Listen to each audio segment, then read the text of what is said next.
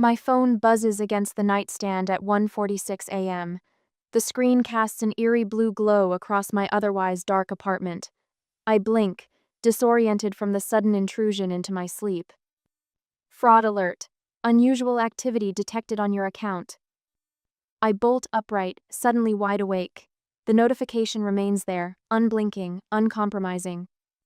$31,573.87 charged to account ending in 4,328. The room spins. My hands shake so violently I nearly drop the phone. That's not possible. That's more than half my savings money I've guarded fiercely, pinched and saved from every paycheck since I started working at 13. No, no, no, I whisper, swiping to open the alert. The charges flash before me.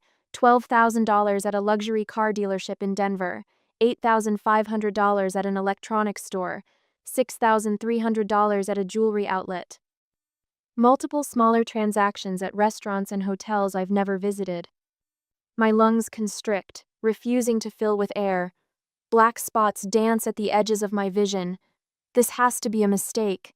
My credit card is right there on my dresser, untouched. Unless. A sickening suspicion slithers through me. I tap my father's number with trembling fingers, listening as the phone rings once, twice, 3 times. Music pulses in the background when he finally answers. Hello? Howard Coyle's voice sounds casual, relaxed as if he hasn't been awake at this hour, specifically waiting for this call. My mother's laughter floats through the line, bright and carefree. I hear ice clinking against glass. A party? At nearly 2 in the morning? Dad. My voice comes out strangled, barely recognizable. Ellery, what's wrong, sweetheart? It's the middle of the night. I squeeze my eyes shut, willing the room to stop spinning. Someone charged over $30,000 to my credit card. The silence stretches for exactly 3 seconds. Not the stunned silence of someone receiving shocking news, but the calculating pause of someone choosing their words carefully. Oh, he says finally. That. The way he says it flat, dismissive, shatters any hope this is all some horrible misunderstanding. You knew. The words taste like copper in my mouth. You did this. The family needed help, he replies, voice hardening. Your mom's dental work, Wes's truck got repossessed, and we're behind on the mortgage.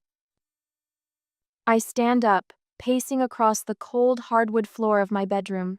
Through the window, the streetlights illuminate a peaceful, sleeping neighborhood, a stark contrast to the chaos exploding inside me.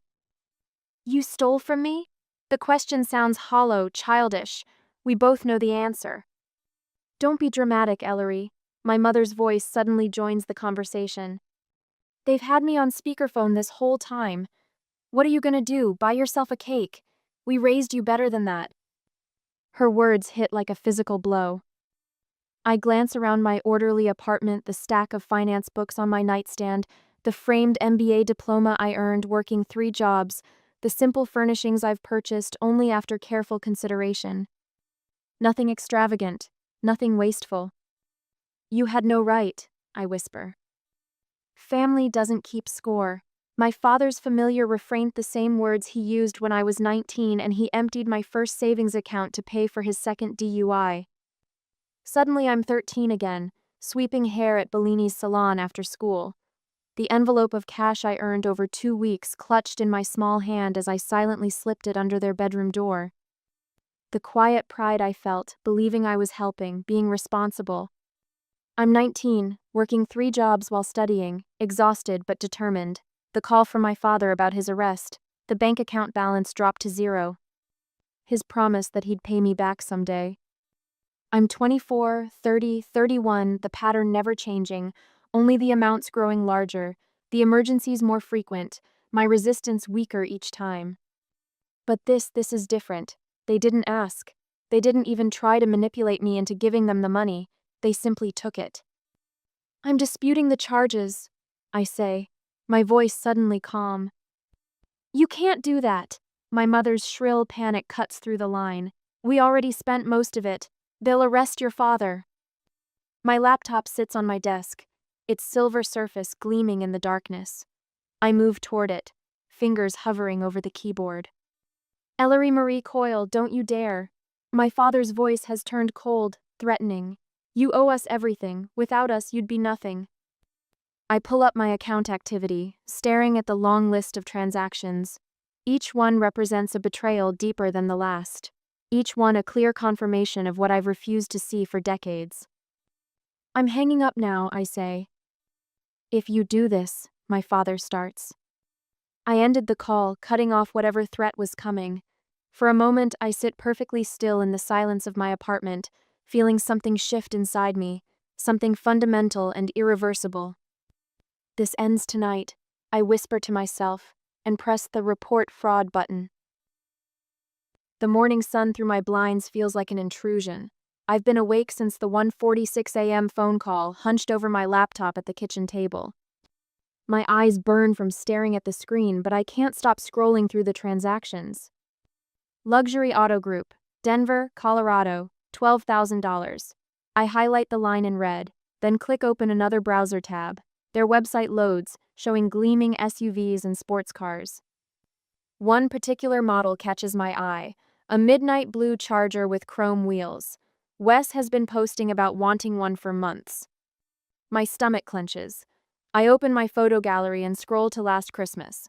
There's Wes, arms slung around Dad, both grinning beside the ancient Ford truck Dad swore they were struggling to make payments on.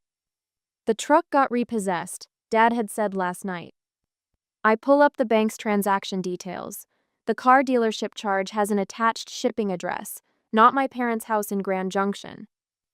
An apartment complex in Lakewood, where Wes moved 3 months ago. My phone buzzes. Mom. I silence it without looking and return to the statement. Electromax Warehouse, $8,532.19. Another red highlight. I remember Thanksgiving dinner, Mom complaining about their ancient television while eyeing mine. Those big curved screens sure would make the football games look nice. Dad had said fork suspended midair as he waited for me to offer. I hadn't. Now they apparently helped themselves anyway. The phone buzzes again, then 3 rapid-fire text notifications. Ellery, please call us. We need to explain. This is all a misunderstanding. I set the phone face down and opened my filing cabinet. Inside, organized in crisp manila folders, lies 10 years of financial history. I pull out statement after statement, spreading them across the table like crime scene photos. March 2018, $4,200 for Mom's emergency gallbladder surgery. I found the hospital's number online and called. Records Department. A woman answers. I'm checking on a payment from March 2018 for Denise Coyle's gallbladder surgery. Papers shuffle. I'm not seeing any record of that procedure for Miss Coyle. Nothing in March 2018? Or that whole year? No procedures at all in our system, ma'am. I thank her and hang up, hands trembling as I mark another red line through the statement. The pattern emerges with each folder I open. Dad's truck repair, Mom's dental work, Wes's college tuition despite him dropping out after 1 semester. The family vacation I couldn't attend because of work but somehow paid for anyway. My phone rings. Naomi's name appears on screen, the only family call I'll answer today. I just got the weirdest call from Aunt Denise, she says without preamming. Something about you losing your mind and threatening them with fraud charges? They stole $30,000 from me, Naomi. Credit card charges. Silence stretches between us. Then, Jesus Christ. I'm looking at years of statements right now. It goes back further than I realized. Are you pressing charges? The question hangs in the air. In the background of Naomi's call, I hear ordinary life continuing, dishes clinking, a television murmuring. I don't know yet, I answered honestly. I'm still figuring out how deep this goes. After we hang up, I open my laptop again and navigate to my credit report. The screen loads, revealing accounts I've never opened. A store credit card from 2015. A personal loan from 2019. A home equity line from last year. How did they get my information? Then I remember the faded Social Security card I keep in my filing cabinet. The one that disappeared for a week when my parents stayed with me after their furnace died last winter. I dial the fraud department number on the back of my credit card. A representative named Marcus answers. His voice sounds so normal, so calm, as if he doesn't realize my entire world is collapsing. I need to report fraudulent charges, I say, voice steadier than I feel. I'd be happy to help with that. Can you verify the last 4 digits of your card? I read them off, then begin listing transactions one by one. With each charge I dispute, my voice grows firmer, clearer. Marcus places me on brief holds to document everything, returning with updates. We've frozen your account and issued a new card, he says finally. The credit investigation will take 7 to 10 business days, but the temporary credit should appear within 48 hours. When the call ends, my email pings with confirmation notices. Each one feels like a small victory, a foothold on terrain I'm reclaiming. I pull my laptop closer and create a new folder on my desktop, Family Financial History. Into it go screenshots of every fraudulent charge, every misappropriated dollar, every fabricated emergency. The documentation feels like armor I'm assembling piece by piece. A text from Naomi lights up my phone. Whatever you decide, I've got your back. Around me, the morning light strengthens, illuminating the paperwork spread across my table. Each statement represents years of manipulation, of boundaries crossed, of trust betrayed. The evidence creates a map of exploitation so clear, I wonder how I missed it for so long. My finger hovers over the submit button for the official fraud report, the one that could trigger a police investigation, the one that could lead to criminal charges. The one that would permanently sever whatever twisted bonds still connect me to my family. For a moment I hesitate, then I press down firmly, decisively. The screen confirms my submission with a simple message: your report has been received. In that moment, something shifts inside me, a burden lifting, a chain breaking. For the first time in my adult life, I feel both terrified and free. My phone hasn't stopped vibrating since I pressed submit on the fraud report yesterday. 27 missed calls, 42 text messages, 3 voicemails. I place it face down on my kitchen counter and watch as it buzzes again, inching across the granite like some desperate, wounded insect. The latest text flashes on the screen. You're killing your mother. She hasn't eaten in 2 days. I take a sip of my coffee, the bitterness matching the feeling spreading through my chest. 2 days ago, my mother was laughing at a party while my father admitted to stealing over $30,000 from me. The memory of her voice, "What were you gonna do, buy yourself cake?" echoes in my mind, sharp and clear. The phone buzzes again. This time, it's Wes. "They're going to repossess my truck tomorrow. I'll lose my job. Is that what you want? Your own brother is homeless because you're being stubborn?" I set my mug down harder than intended, coffee sloshing over the rim. The spatters form a constellation of tiny brown stars across my pristine countertop. For a moment, I just stare at them, letting the anger build like pressure behind a dam. Stubborn, as if this is about me refusing to share a toy or lend a sweater. My laptop sits open beside a yellow legal pad covered in my neat handwriting. The list I started at dawn now spans 3 pages. Family phone plan, paying since 2018. Power of attorney, signed when I was 19. Co-signer on Wes's truck loan. Emergency contact on all family medical forms. Joint checking account with Dad, opened when I was 16. The list goes on, each item representing a financial umbilical cord I never severed. Connections that seemed normal, expected until they weren't. My doorbell rings, startling me from my thoughts. Through the peephole, I see Naomi, her curly hair tucked under a faded Rockies cap. My cousin. The only family member who hasn't demanded money from me in the past decade. "You look awful," she says when I open the door. No preamble, just truth. Thanks. I step aside to let her in. Coffee? Already had 3. She glances at my phone vibrating on the counter. Still at it, huh? I nod, watching as she picks up my legal pad and scans the list. "Jesus, Ellery." She whistles low. "They've got their hooks everywhere." Had, I corrected her. Past tense. Naomi looks up, eyebrows raised. "You're really doing this?" Instead of answering, I slide my laptop toward her. The screen displays my calendar for the day. 9:30 a.m. Lawyer, POA revocation. 11 a.m. Bank, remove joint accounts. 1 p.m. Phone store, cancel family plan. 2:30 p.m. Insurance broker, remove as cosigner. About damn time, Naomi says softly, squeezing my shoulder. My phone lights up with a new voicemail. I press play and set it on speaker. Ellery? My mother's voice comes through, trembling and wet with tears. We can't buy groceries. The card was declined at Safeway. Your father's blood pressure medication. We can't afford it now. Is that what you want? For him to have another stroke? I never thought my own daughter would. I press delete before she can finish. The familiar weight of guilt presses against my chest, but for once it doesn't crush me. She should win an Oscar, Naomi mutters. Dad had a prescription delivery last week. I saw the charge on my account. I trace a finger through the coffee spatters on the counter. And they spent $8,000 at Tiffany's 3 days ago. Next day, the lawyer's office smells like leather and lemon polish. Mr. Harrelson peers at me over half-moon glasses, his silver hair catching the morning light. Are you certain you want to revoke all of these? He gestures to the stack of documents before him.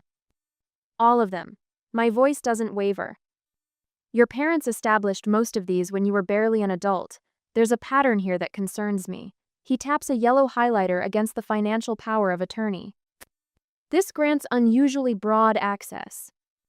I know. The memory surfaces. My father's hand guiding mine to sign papers I didn't understand, his voice reassuring. Just a formality, sweetheart. In case anything happens to you. Mr. Harrelson removes his glasses. Miss Coyle, forgive my directness, but have you considered filing charges? The question hangs between us. Through the window behind him, I watch a cardinal land on a branch, bright red against the green leaves. One step at a time, I tell him, and sign the revocation forms. By late afternoon, I've severed 6 financial connections. With each signature, each confirmation, a small measure of lightness returns. The bank manager's eyes widened when I closed the joint account. The phone store clerk whistled at the monthly bill I've been paying. The insurance broker frowned at the policy details. Pieces of myself reclaimed hour by hour. At home later that day, I'm sipping tea from my number 1 daughter Mugen ironic choice that makes me smile despite everything when the screech of tires outside announces their arrival. The slam of car doors, footsteps rushing up my walkway, then pounding so hard my front door shudders. Ellery Marie Coyle, open this door right now.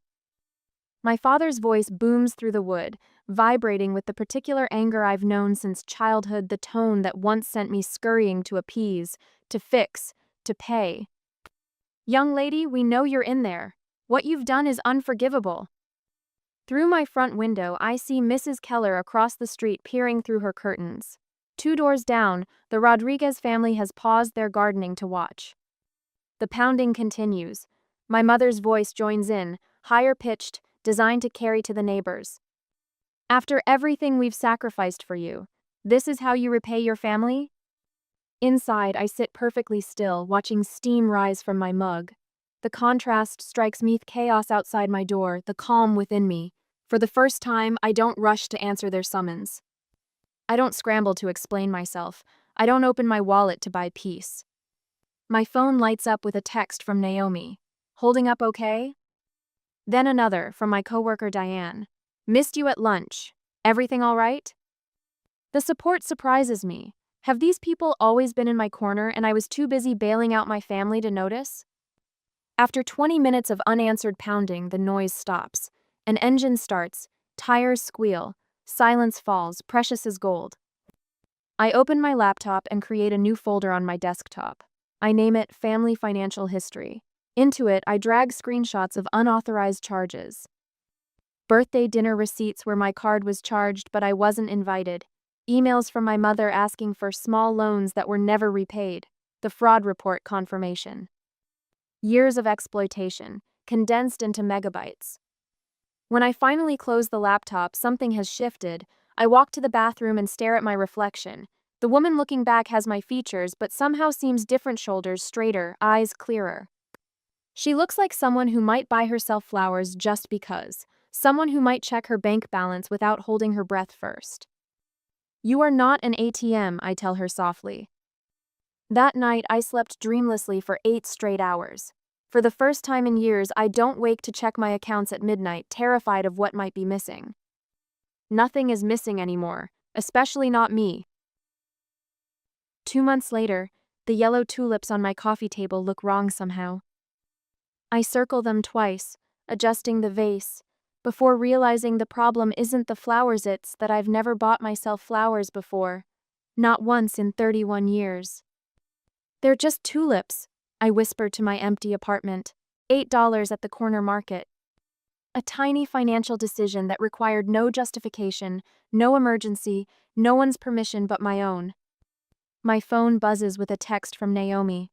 "Tulips look amazing. Small steps, big victories." I snap a photo of my bank balance and send it to her. The numbers shine back at me, steady and undepleted. 2 months without a family financial emergency, the longest stretch since I was 13. The next weekend, I drive to Manitou Springs just because I can. The mountain air fills my lungs as I browse art galleries and sample chocolate from a local shop. When I check into a small bed and breakfast, the desk clerk asks if I'd like to extend my stay an extra night. "Yes," I say, the word feeling foreign and delicious on my tongue. I would. That evening, lying on crisp white sheets, I calculated how many weekends like this I could afford now. The answer makes me dizzy with possibility. The Freedom honeymoon lasts exactly 18 days. My mother's Facebook post appears in my feed like a landmine. Some children forget who changed their diapers and wipe their tears. Some children abandon family when they need them most. Heartbroken today. 17 comments beneath it, most from church friends I've known since childhood. "So sorry, Denise. Children today have no respect. Praying for you." My finger hovers over the block button, but I screenshot it first. Evidence for the folder. 3 days later, my coworker Miranda taps my shoulder. "There's someone asking for you in reception. Says he's your brother."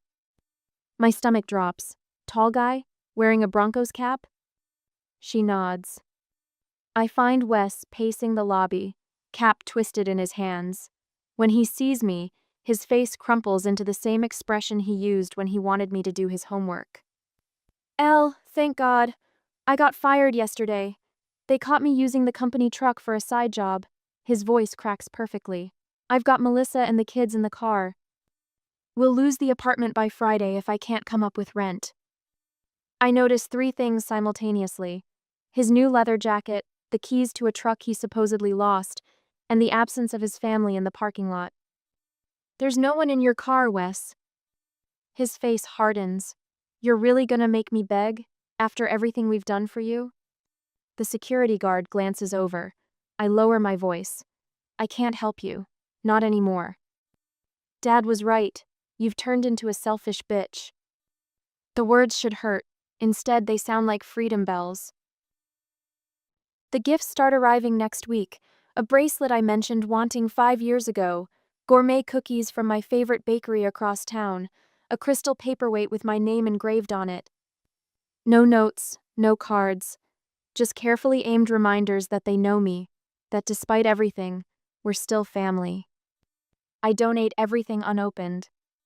The voicemail comes at 10:37 p.m. on a Tuesday. My mother's voice trembles with precisely controlled panic. "Ellery, your dad fell. He broke his leg badly. The hospital won't operate unless we pay up front. Please, just call back." My hand shakes so violently I drop the phone.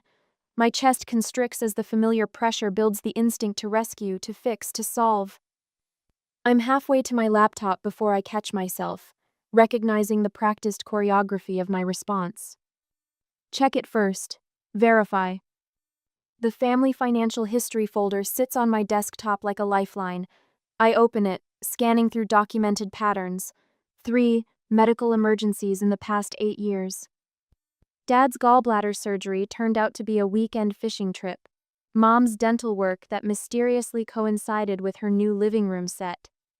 Wes's broken arm healed remarkably quickly after I paid for the specialist. I can afford this surgery. My savings would take the hit but survive. But I can't afford what comes after the inevitable next emergency, and the next, the bottomless pit of need that would swallow everything I've built. My hands steady as I open my checkbook. I write a check to myself for $5,000 and label the memo line Peace Fund. Tomorrow I'll open a new account at a different bank of fortress around what matters most. The email I send my mother is brief and calm. I include links to hospital financial services, Medicare information, and 3 local orthopedic clinics with payment plans. For the first time, I choose myself and the relief floods through me like sunlight after a storm.